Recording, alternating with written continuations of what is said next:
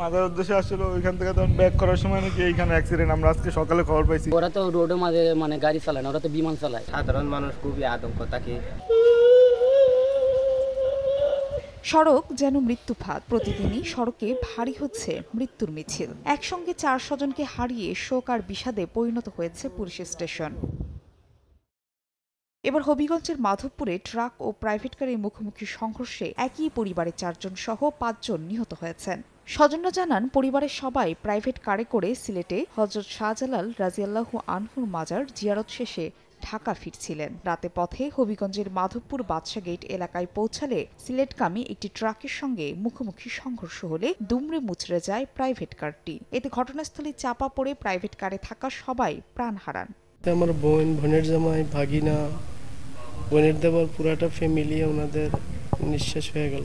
মাজার উদ্দেশ্যে আসলে ওইখান থেকে তখন ব্যাক করার সময় নাকি এইখানে অ্যাক্সিডেন্ট। ওরা তো রোডের মাঝে গাড়ি চালায় না, ওরা তো বিমান চালায়। সাধারণ মানুষ খুবই আতঙ্ক থাকে যে কোন সময় দুর্ঘটনা ঘটে যায়। 1, 2, 3 ঢাকায় জমি জিতে নিন 100% ক্যাশব্যাক সহ 20 কোটি টাকার পুরস্কার। পরে পুলিশ নিহতদের লাশ ও দুর্ঘটনা কবলিত যানবাহন দুটি শায়েস্তাগঞ্জ হাইওয়ে থানায় নিয়ে যায়। দুর্ঘটনার পরেই দুর্ঘটনা সংঘটনকারী ট্রাকের চালক ঘটনাস্থল থেকে পালিয়ে যায়। তার নাম ঠিকানা সংগ্রহ এবং তাকে গ্রেপ্তারের চেষ্টা অব্যাহত আছে। পরে স্বজনরা থানায় আসলে একে একে লাশ হস্তান্তর করা হয়। সময় সংবাদ, হবিগঞ্জ।